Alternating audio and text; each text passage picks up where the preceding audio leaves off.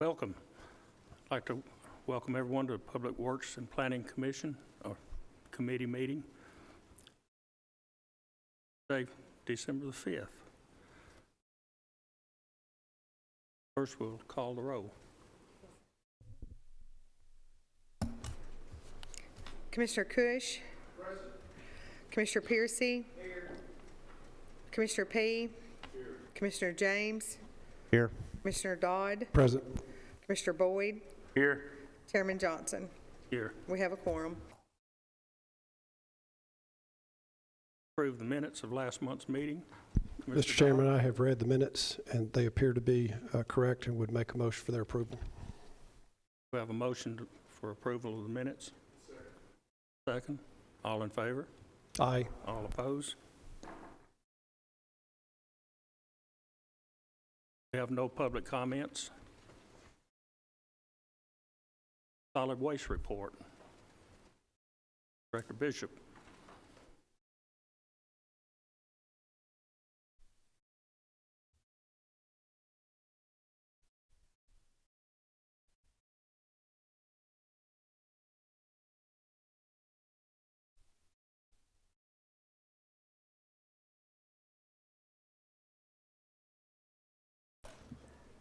Can you hear me?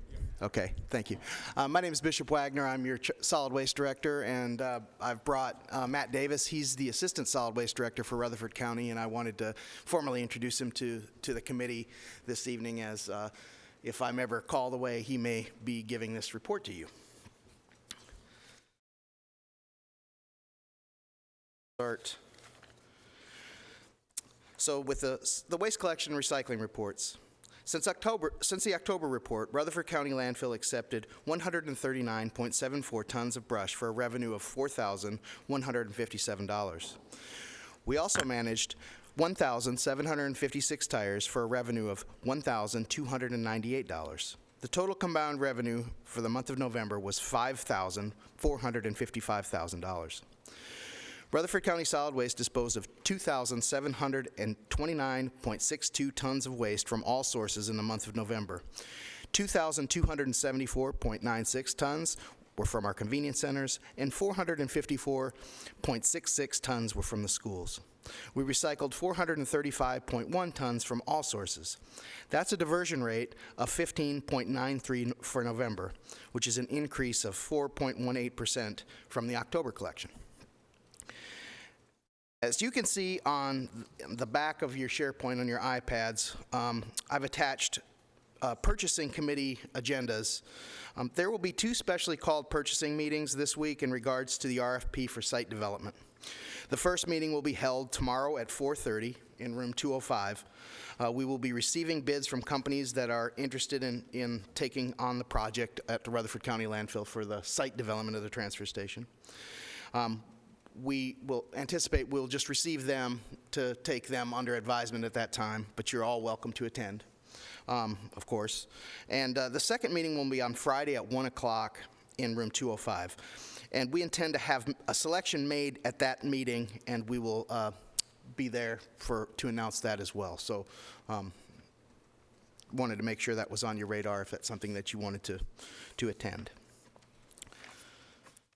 And I apologize that there's not an image on the screen, but the last thing I was requested to give an update to the site plans and that we have out there now, and I put it in for it to be on the screen. I apologize to the audience and to the people watching at home. I'll try to get that up there in the next meeting in time, but it is on your SharePoints for you to be able to see the If I can pull it up on my paper copy here. I don't have it on my paper copy. Is it on your SharePoints? It should be in the last. Let's see if I can bring it up. Right here. So it's going to be real small, so I'm just going to be pointing at some areas on here for you to try to give you a rundown of what you're looking at. So if you look at it and make sure I'm adjusted right. Okay, so right here on this corner of That's the entrance road to the site. It's located juxtaposed to where our parking lot is now at the Rutherford County landfill and site. It's right across the road. The road will come in, and then the next thing that you see when you're following that road looks like an island, and there's a building inside that says scale building. There will be an inbound and an outbound scale located on that road. Traffic will then go down to the end of the scale and toward that pad, turn around and back into dump of waste in the transfer station. Once that waste has been dumped and is managed on the site, the empty vehicles will run back across the scale and be reweighed. You'll see a road that goes around from the entrance and goes around the back side of the building. That's the road where the empty trailers will be brought in and placed inside the transfer station in this side of the transfer station building. There'll be two bays down there, 2 pits, where the trailers will be loaded, and when they're filled, the drivers drive them out. It takes around 14 to 17 minutes to fill each trailer. We have parking that's in between those 2 areas for staging of trailers if need be, or any other operational uses that it looks there. Right now, on this drawing, we have everything is concrete that's marked with and then there's heavy-duty concrete that's right there in front of the transfer station building located right here. That'll be for trucks moving around and all of the heavy equipment that's used to push the material there. And again, I apologize that there's not a better presentation of this up there where I make it a little easier to... Are there any questions? Mr. Chairman, Bishop, the trucks are going to be loaded on the south end of the building? Yes, sir. And that little line there, that's the 2 bays. So they have to back in? Yes, they'll be As opposed backing to being in. able to pull through? Yeah, Kind of because surprised. this is a different type of truck than what we typically see here. These trucks look like tankers. They're tubes where the waste is compressed. So on the back side of it, there is a compactor that effectively will push that in there. So I also thought they'd be loading on the long side of the building. They're loading on the narrow end. yes, I'm a little surprised. the long side of the building is where all of the waste will be tipped from that's incoming, and then it's loaded into that. In a good, a normal operating fashion, that the waste will hit the floor and it'll be loaded into the hoppers and onto the truck. But you always want to have a tipping floor large enough in case there's an incident that you can have a little bit of breathing room there. And how many trucks in the loading bay? 1 or 2? 2 trucks.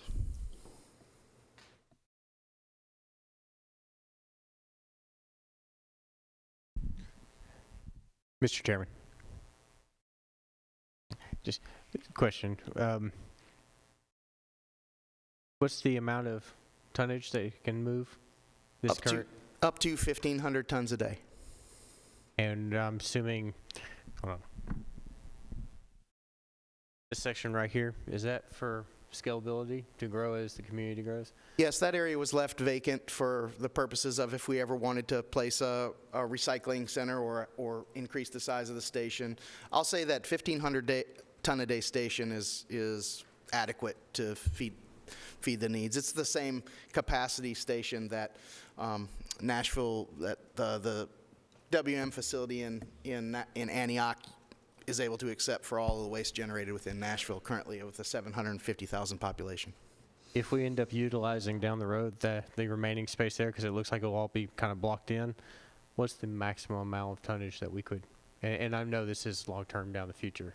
So we could effectively double the amount of tonnage that we needed on this site. I think if we got to that, this is my personal feelings on this, is if we got to that point, we may be better off looking at a location in another part of the county, because we'd be bringing waste from all over the county to this one focal point at some point, you get around that 15 to 1750 ton range, you get a little bit too much for one station.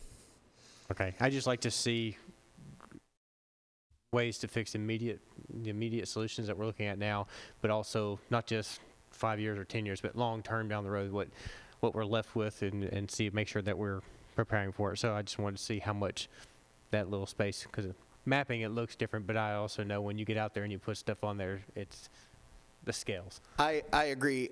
I anticipate that this station at its current size will last at least until 2040.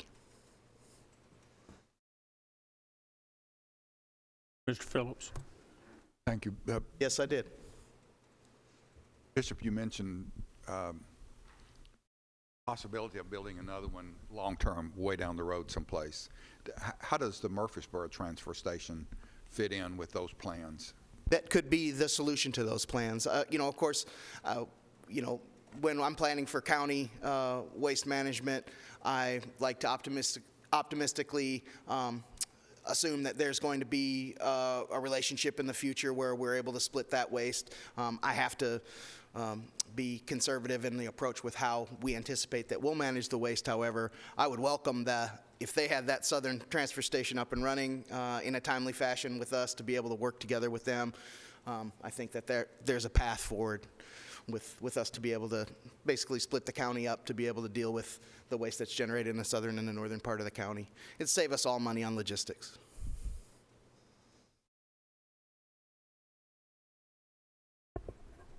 Any other questions? Move to approve the report. We have a motion to approve the report Second. and a second. All in favor? Aye. All opposed? Before he leaves, I have a question on the other part of his report. On the tires, you're showing we were like 1,700 tires and maybe 1,200 on the money side. Looked like there was a discrepancy there. Where I'm going with this, do any commercial people bring tires to that location? Yes, sir. We received tires on manifest from 15 commercial locations, I believe, throughout the county. They're manifested and then turned into DOR, and we receive the revenues into our finance office on a quarterly basis. I think it's quarterly, maybe monthly. But we're still losing money on the tire taking situation. Let me revisit that number, because now that you've drawn attention to it, I'm looking at it. It should be right around 2 times the input number, because we're charging $2 a tire now. I should get $2 back, but let me relook at that number, and can I bring that back up to you next month? Do the commercial people and the residents pay the same price? The commercial, yes, they all pay the same price. Thank It's you. all based off of the contract that we have with Liberty at $70 a ton. And you're going to check the numbers and let us know next time if it's close or whatever. Yes, sir, I will. Thank you. Bishop, just wanted to ask with the holiday season, the rush season at the convenience centers, what are your plans to kind of keep that moving, keep the traffic flow, et cetera? That's an excellent question. Typically, we have 3 centers in the county that are particularly problematic when it comes to travel. That's the 231, the Marshall Knob Center. That's located right off of 231 South. We tend to get a pretty big backlog of those. I'm meeting with Chris Clark and EMA. Last year, we kind of patched together and were able to come up with an alternative traffic flow pattern for that center. We're going to meet next week, and we're going to work out the plans on getting signage up, blocking off where we need to, and talking to the Sheriff's Department about getting some assistance there with traffic control. The other center is the Almaville Center as well.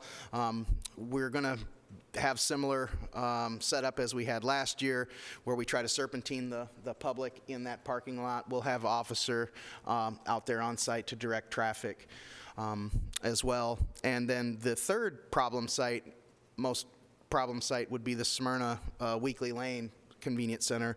And Smyrna Convenience Center is days from completion, and there'll be an announcement in the future about how we're going to open that up. But my plans are to have that open before Christmas, and we'll have that traffic that's typically blocking that intersection up and out of the way.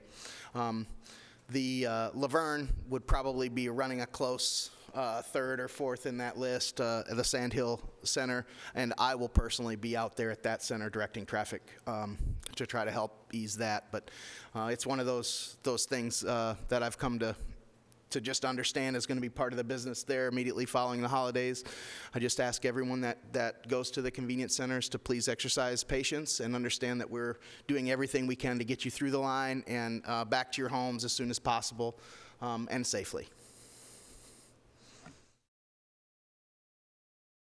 Any other questions? Chairman Phillips. Thank you. I don't want this question or line of questionings to be perceived in any way but for informational in a positive way, okay? We've got members of the Budget Committee here, also folks that are interested in alternative taxes. We've got the ear of our legislative delegation and have meetings scheduled with those over the next month, at least a couple of public meetings with those guys, and we'll be laying out the concerns that the county has as far as the need for additional revenue going forward. Mostly it's the schools. But I would like, and you've communicated that there's a real probability in your mind that Republic will close that landfill, Middle Point, within a couple of years.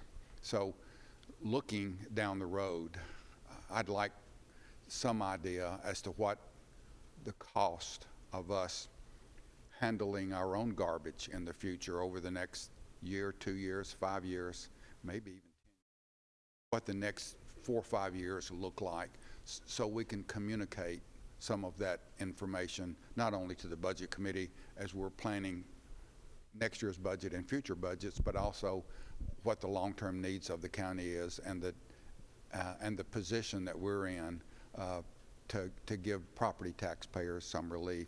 Is that possible? It is possible. We're still waiting on some. There are two main factors that go into this equation. One is we have yet to have a start date until Middle Point closes, and that waste that we're currently able to take up there under contract for free. Until that closes and that gets added into the mix of costs to what we're able to generate, as well as how much waste we'll be able to receive from third-party vendors. Those variables are, that they're exactly that. They're variable. What I'm going off of as a baseline right now is it was my budget this year for operational with the agreement with Middle Point Landfill was $7.75 million. So we'll have that as a base number, rounded up to $8 million for inflation. Then $62 a ton is the RFP agreement that we currently have for disposal for at least the next 5 years, and we manage around 50,000 tons of residential waste a year. So $62 times 50,000 plus the 8.5, that would be something that I would anticipate at least for next year. That's with no positive revenue coming in off of that stream. Once we start to get some numbers in and I can do some projections on what our anticipated values and our growth metrics will be, then I'll feel a lot more comfortable going to the mayor's office with those numbers and having him present them to the group. How many tons did you say again? Around approximately 50,000 tons of waste we generate residentially.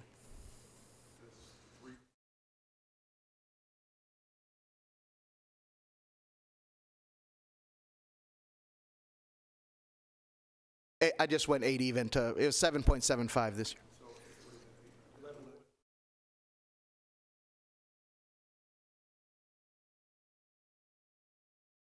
So as we start to get more values in there, then we can grow a multiple leg prospectus or pro forma on what we anticipate the activity to be. But there are some variables that we don't know. Bishop, on the residential number, does that include picking up at the schools? That's correct. Other questions?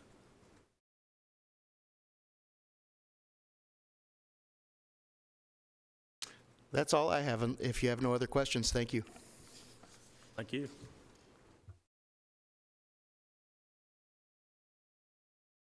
Next on the agenda, we have the Planning and Engineering, Doug DeMasi.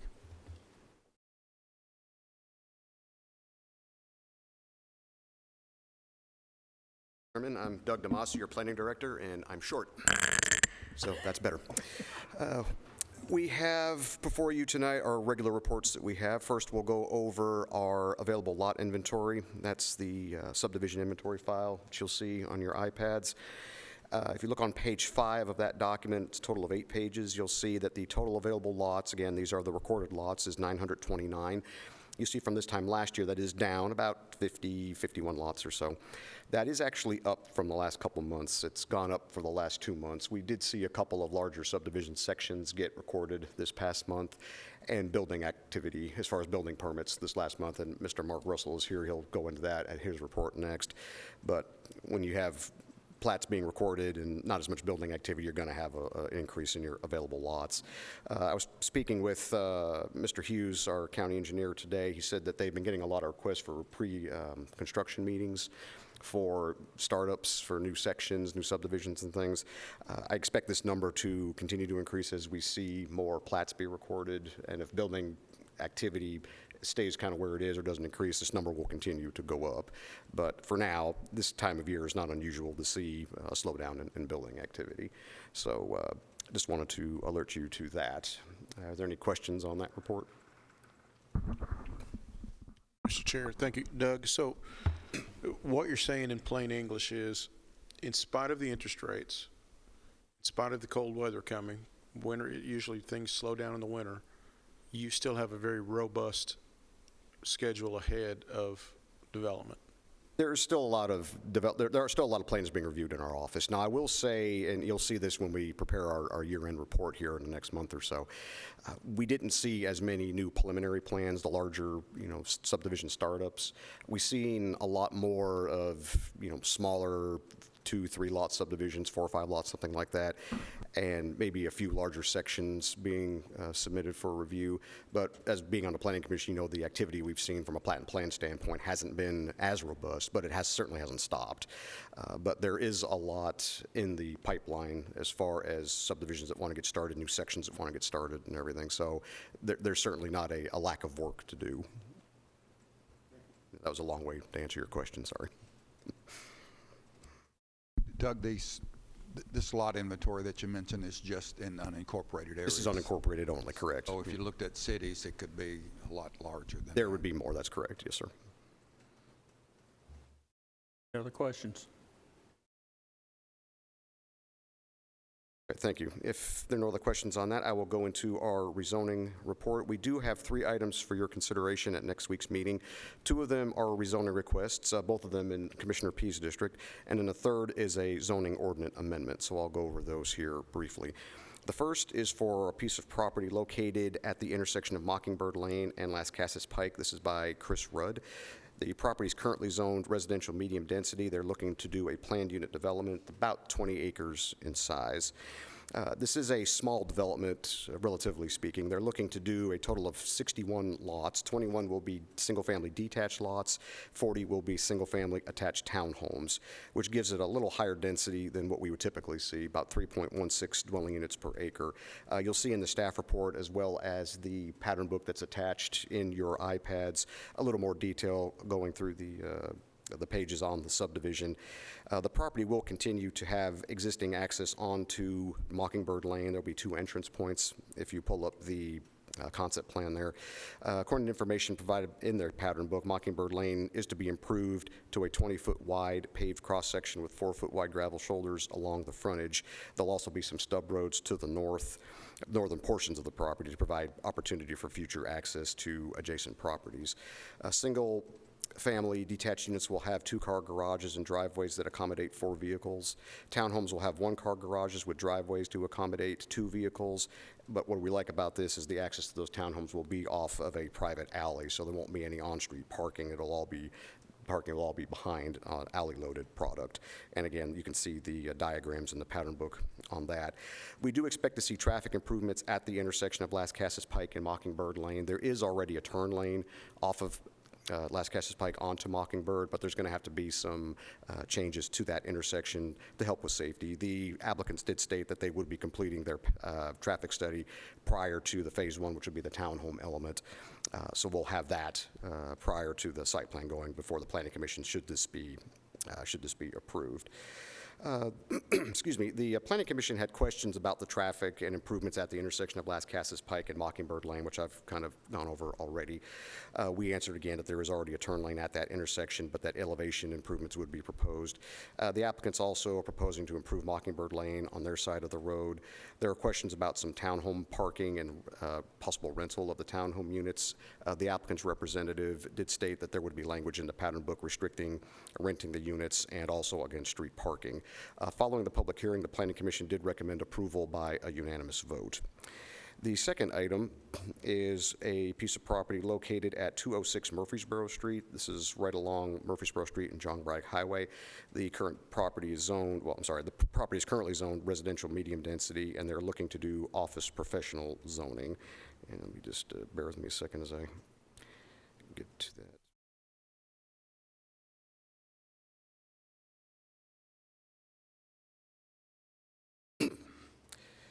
They are proposing to zone, when you look at the property map on this, it looks like it's one piece of property. It looks like it's been combined for tax purposes. It's actually two separate pieces of property. There was a plat that was done on this property that split it into two lots back in 2005.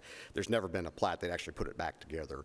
So whenever, that's not uncommon for somebody to own both sides. They just have it combined for tax purposes for one bill. So there is actually two pieces of property there. They're looking just to zone the southern tract, which is about 1.93 acres. It's lot 2 if you're looking at the map. There is a concept plan submitted by the applicant. This is not a binding plan since it's not a planned development, but it gives you an idea of what they are looking to do. The office, this is to be a relocation of the Farm Credit Office currently in Murfreesboro off of South Church Street. They're moving it out, they're proposing to move it out to this location. It would be one story, about 7,300 square feet in size. Access would be along Murfreesboro Street. There are separation requirements from TDOT for the entrance off of Murfreesboro Street. So the applicant placed the access point as far as they could to meet those requirements and still meet the county requirements as well. Of course, if this is approved, an engineered site plan would still be required prior to the development of the site. Landscape buffering would also be required, between this property if it's rezoned and residentially zoned properties. Since this is office professional, it's only a type 1 buffer, not a type 2, so it's not quite as thick as a type 2 buffer. And of course, our performance standards would also apply. There were questions about the property drainage and the extent the property to be zoned, as well as existing power line easements. The applicant stated that they are planning on buying both tracks, but only using the southern one for the building. Generally, we're okay with that. Now, if they think they're going to start using the other side for building or parking or anything like that, they're going to have to zone the northern portion too, but they think they might only need that for like a detention pond or something like that. We're okay with that, but if they want to start using it again for any building parking, then you might see another zoning request come through at some point. There were also some questions about the septic, soil, and drainage on the property, along with some other questions about the number of employees, expected customer traffic, those kind of things. Following the public hearing, the Planning Commission did recommend approval by a unanimous vote on this. So those are the two rezonings we have. There is one other item, and it's an ordinance amendment. This is regarding the public comment period at Board of Zoning Appeal meetings. You'll recall, and sorry, let's get to, Tennessee State Legislature passed a bill during their last session requiring public comment periods during all county board and commission meetings, similar to the one that the chairman called prior to getting into the regular business today. The Planning Commission approved amendments to their bylaws back in August to include procedures for a public comment period. However, the Board of Zoning Appeals, their rules of procedure are actually in the zoning ordinance themselves. So the bylaws we could handle at the Planning Commission level. This has to be changed through the public hearing process. So this has gone through the Planning Commission and has to have a public hearing through the Board of Commissioners as well. I placed a copy in your agenda packets there for your consideration. This really is pretty much word for word what we have for the Planning Commission in our bylaws. The only exception is we took out Planning Commission and inserted Board of Zoning Appeals.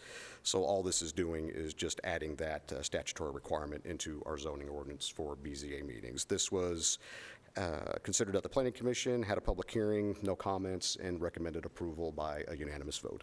So those are the 3 items I'll have before you next week, and I'll be happy to answer any questions. Mr. Piercy.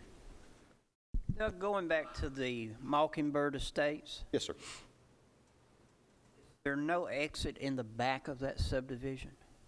There is a stub street for it. Now, in time, if the rest of that larger tract develops, we would expect interconnectivity. But as of right now, yeah, there'd be a stub street, but it would just tie into, it wouldn't go anywhere right now. But until then, it's a mousetrap. Well, there's 2 entrance points along Mockingbird. It's not just a one-way in, one-way out. There are 2 separate access points.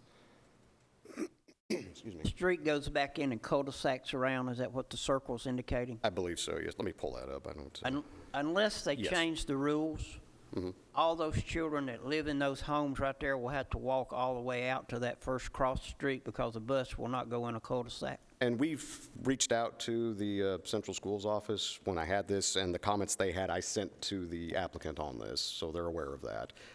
Hopefully, they can make some changes to this to accommodate some of those things. But yeah, Mr. Trey Lee, I always send these to him whenever we get them. So. My other question, the watershed from this development, is it going to continue to go toward Lake Brook, that direction? Yeah, can we, would you, if Mike Hughes came up, he's our probably be better to answer that. Mr. Hughes, would you come up, please? If I could follow up on the cul-de-sac question while Mike's coming up. Is this a larger cul-de-sac? Is there a diameter a bus can navigate? The 110 diameter will foot? meet our current requirements that we changed not to about maybe a year Where or you so raised ago. it to 110 feet? Yes, that's correct. Will a bus navigate to 110 foot, Steve? Yes, the plan for this is to have a bypass conduit system underneath the road network that the townhomes will be sitting on. So there will be essentially 2 separate systems. The flow that comes from the Lascassas Pike side will continue on its way and be separate from the stormwater system for this Mockingbird development. So, but yes, it will continue on its way like it always has. All of it's going the same direction eventually. Yes, sir. The reason I'm asking, I have people in my district over on Compton Road that are complaining about the small development there where there's like 7 houses built on what started as a driveway. Yes. This is going to add to that water that's going there, and then it's going to add to the water that's going into the back of Lake Brook. And I'm going to have complaints there too. So the Bora subdivision, which you're talking about, that's on Compton, the smaller development, it does have its own stormwater detention pond. They are going to be adding a second one to that development to hold more water from a few more lots that they're going to be building there. The water is directed around the Bora subdivision, so it's handling just its own stormwater that sheets off these lots and houses and roads and goes into these 2 ponds. But the main flow goes around it. But it all crosses Compton Road and goes on. Right, to that box culvert at Compton, yes, sir. Not to give you a smart reply, but all ponds get full. I've never seen one that didn't. And then the water continues on. You know, it'll go around, it'll go over the banks or whatever. And I think the people have some legitimate concerns that have lived over there, you know, some of them's lived over there all their life. And they're really concerned about the water. Thank you. So, yes, sir, we try everything we can to over-detain and development, not just the rate of runoff, but the volume of runoff too. So we're trying to hold back every development we look at. We try to, make sure what's going on the property meets our regulations, but also can we assist the adjacent properties around it with drainage. So we do that all the time. Well, the new development on Compton Road on the Snell Farm is going to add to the water, to that drainage also going on into Lake Brook, won't it? Yes, sir, but I believe that's in the city. On the north side of Compton? Going toward the V8's on the north side. Yes, sir, that's in the city. Yes, sir. And I don't have any control over that, but they follow pretty much the same stormwater regulations as we do. Thank you.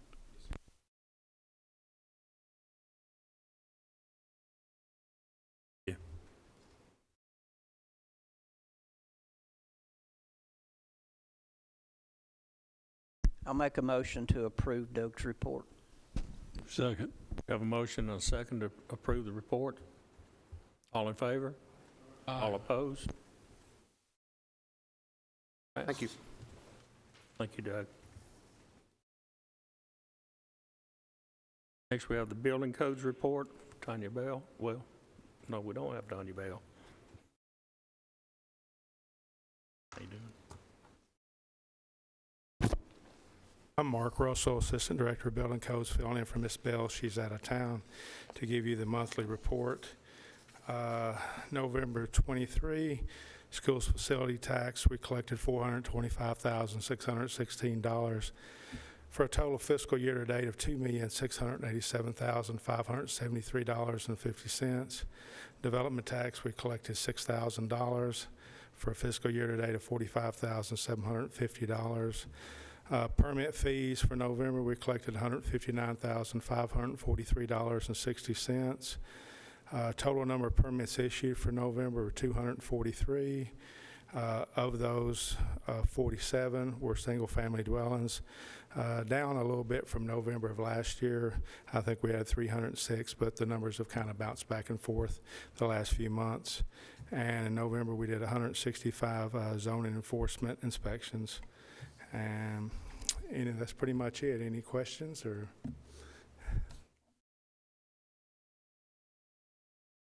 Questions?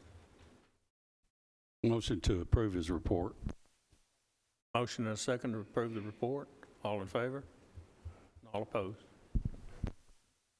Thank you.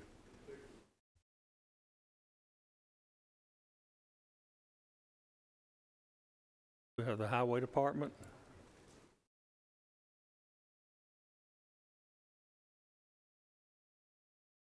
Mary Hickerson. Good afternoon. I'm Mary Hickerson. I'm the department coordinator for the Rutherford County Highway Department. And before you, and hopefully in your little mailboxes, y'all got our county road book that our road board approved yesterday. These will be the roads that we are going to be able to work on this coming year. It was made a motion by Commissioner Keith Bratcher and seconded by Commissioner Keith Elrod to approve the list as presented. Just for your information, we are at a total of 983.647 miles. That is up 3.4 over last year. That's up in subdivision 6 miles and down in county roads 2.9. So, are there any questions?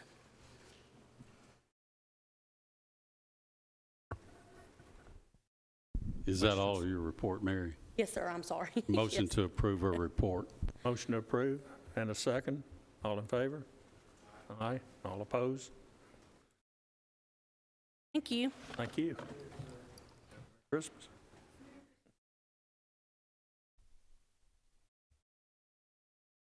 Next, we have other business. We have none, so anybody have anything? Kind of shout outs? Stand adjourned.